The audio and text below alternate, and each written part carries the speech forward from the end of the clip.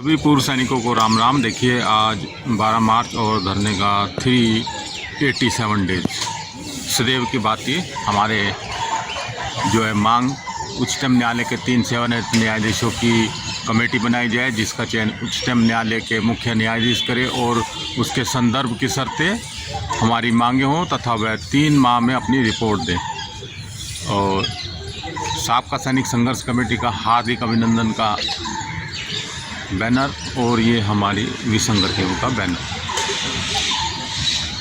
और ये जंतर मंतर का नज़ारा।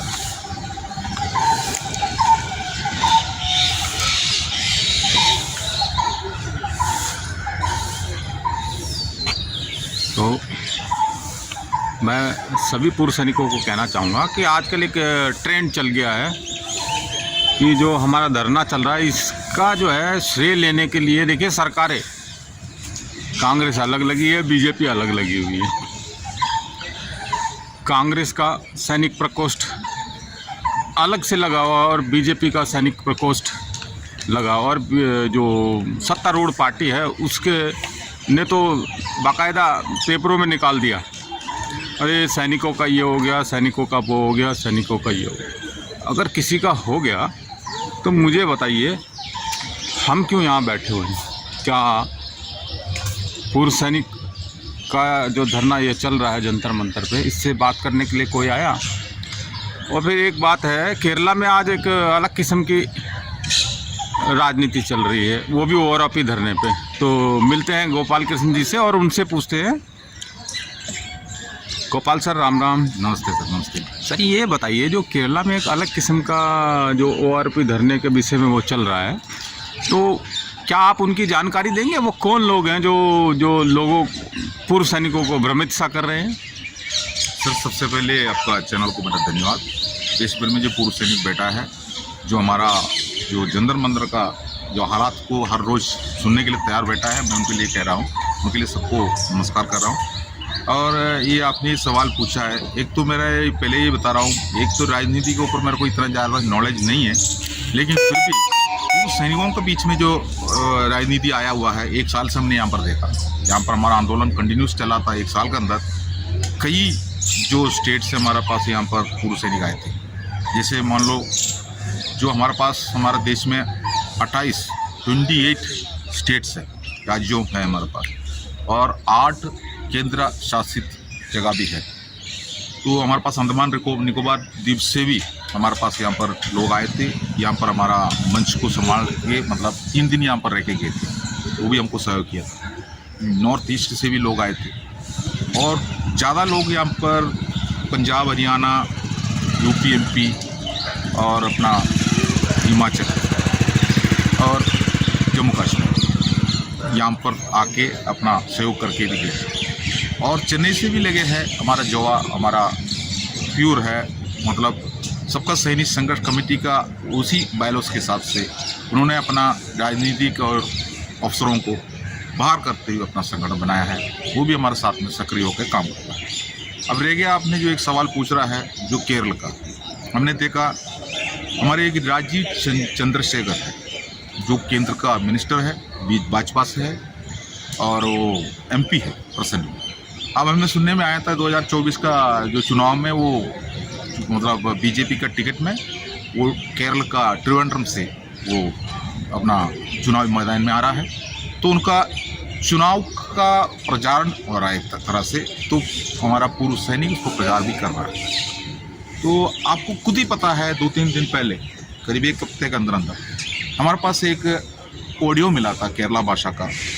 एक ने एक ऑडियो डाला, उन्होंने ये कहा जो जंतर मंतर में जो बैठा हुआ है, घुसपैठ करके बैठा हुआ है, आतंकवादी बैठा हुआ है। हमारे एक पूर्व सैनिक ने कहा ये जो इसलिए वहाँ का बारे में आप गलत जो प्रचार हो रहा है, जो कि वहाँ पर उस जो क्या बोलता है खालिस्तान उग्रवादी बैठा हुआ। तो देखो, मैं तो खालिस्तान उग्रवादी इसका मतलब। और उसी जैसा जो हमारा जो सबका सैनिक संघर्ष कमेटी यहाँ पर ये 1 साल से बैठा है, तो 1 साल से इनको बैठने के परमिशन देना और जेल में ना बंद करना, और 500 मीटर दूरी पर हमारा जो पार्लियामेंट होते हुए भी, हमारा राष्ट्रपति होते हुए भी जो हमें चुपचाप 1 साल से छोड़ कर रखना, जो कि हम आतंकवादी होते हैं, इतना बड़ा खतरा, और अभी जो खुफिया विभाग जितना भी है सब फेल, ऐसी जैसे एक एक्सर्विसमैन का ही बॉडी होता। अब जो आपने ये सवाल पूछ रहा है तो मेरे पास ये याद आया, जो राजीव चंद्रशेखर के बारे में जो एक डॉक्यूमेंट्री तैयार हो गया करीब 30 मिनट का है, वो उसी के अंदर व्हाट्सएप ग्रुपों के अंदर उसी व्यक्ति ने डाला था।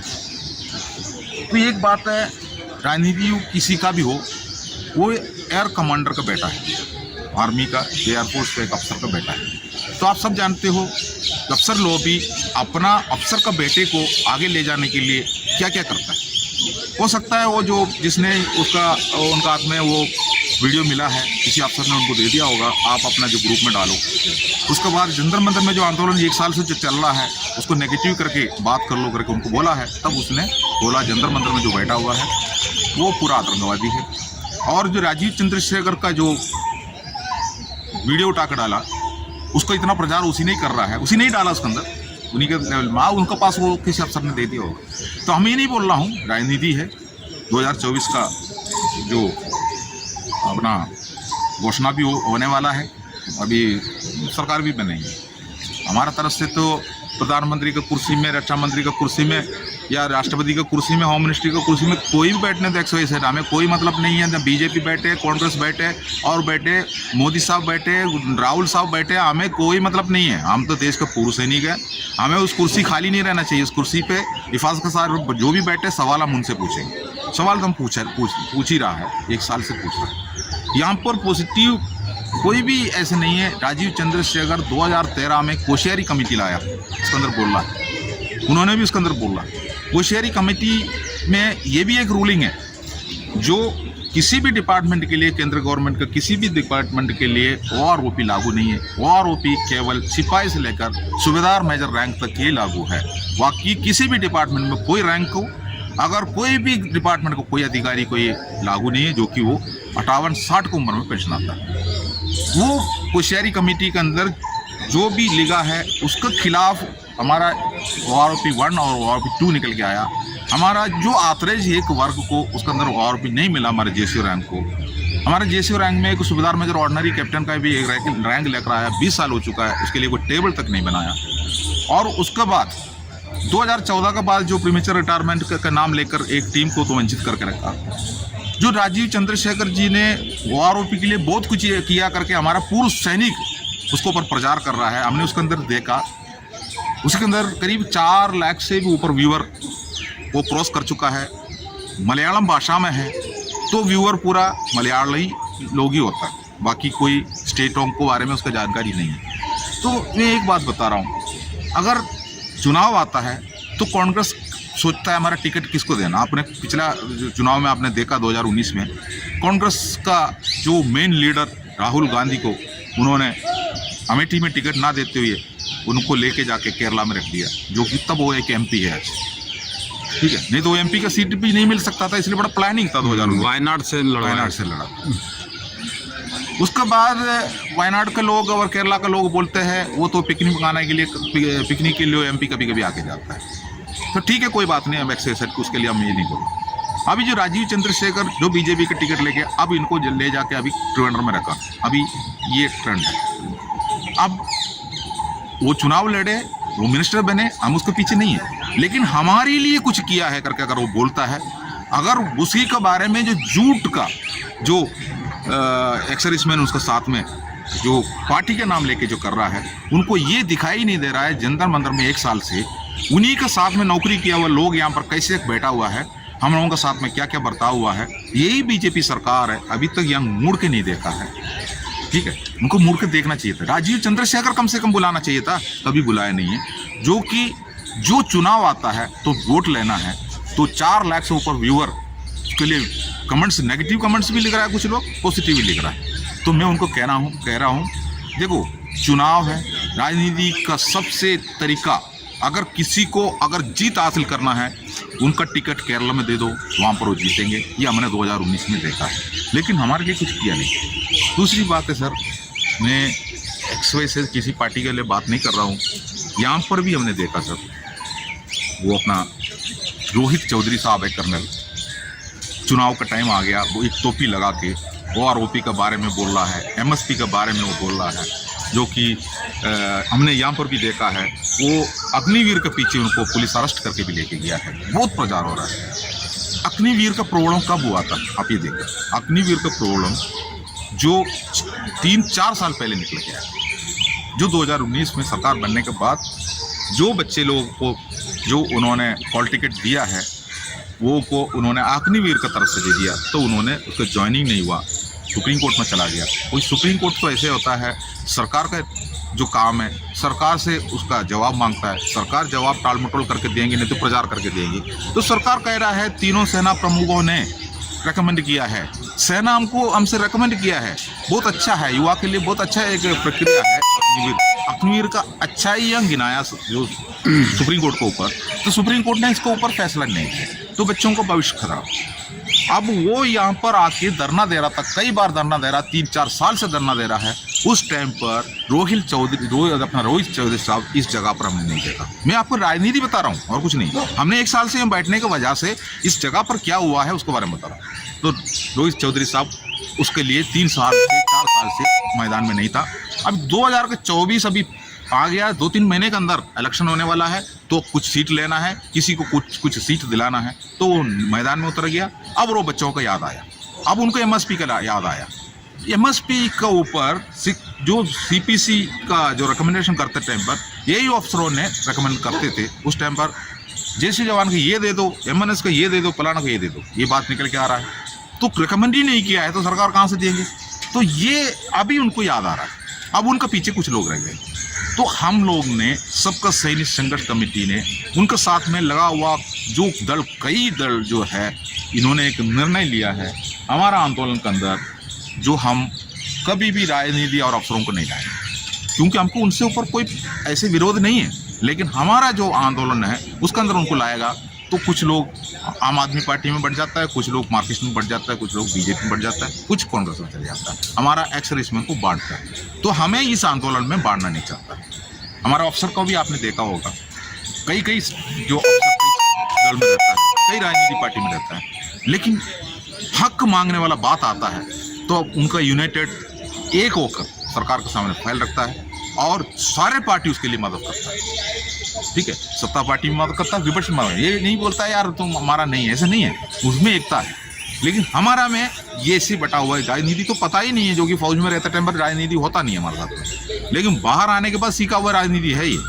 तो जो कहना मतलब यही है, राजनीति जो अपना रोहित चौधरी साहब जी कर रहा है, और हमारा इसी जगह पर भी आपने खुद देखा दिल्ली वेटरन्स का जो हमारा नेता है सुरेंद्र पहलवान, उन्होंने एक अलग मंच बना कर दूसरी जगह पर बैठा था, राजनीति के पीछे ही थे। राजनीति यहाँ पर नहीं चलेगा, यहाँ भी राजनीति को भाषण नहीं देंगे, हम अपना हक मांग रहा है।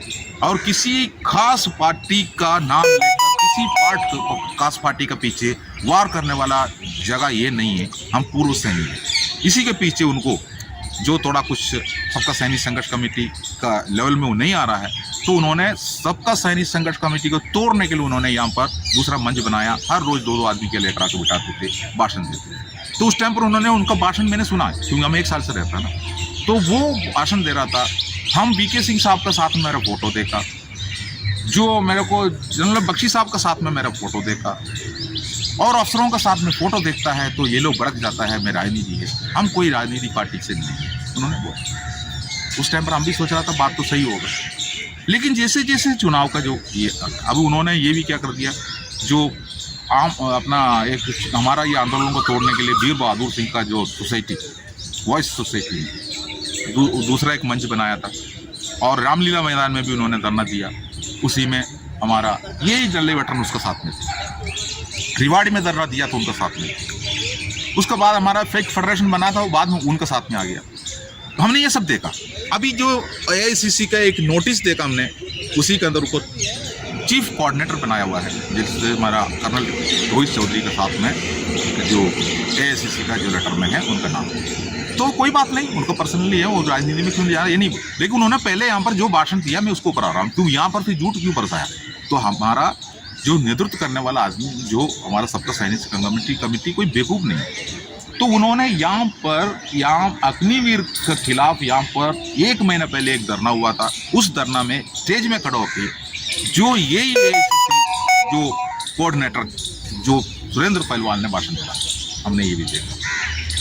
और जनरल सतबीर सिंह साहब का जो टीम एक वो टॉयलेट के पीछे बैठता है, वो भी टीम यहाँ पर आके उनको मतलब उनके साथ में समर्थन दिया, हमने ये भी देखा। अभी मैंने 3-4 दिन पहले देखा है वो कांग्रेस को फिर छोड़ दी, अब वो आम आदमी जो अपना बीजेपी के साथ में मंच में वो धरना देते हमने देखा।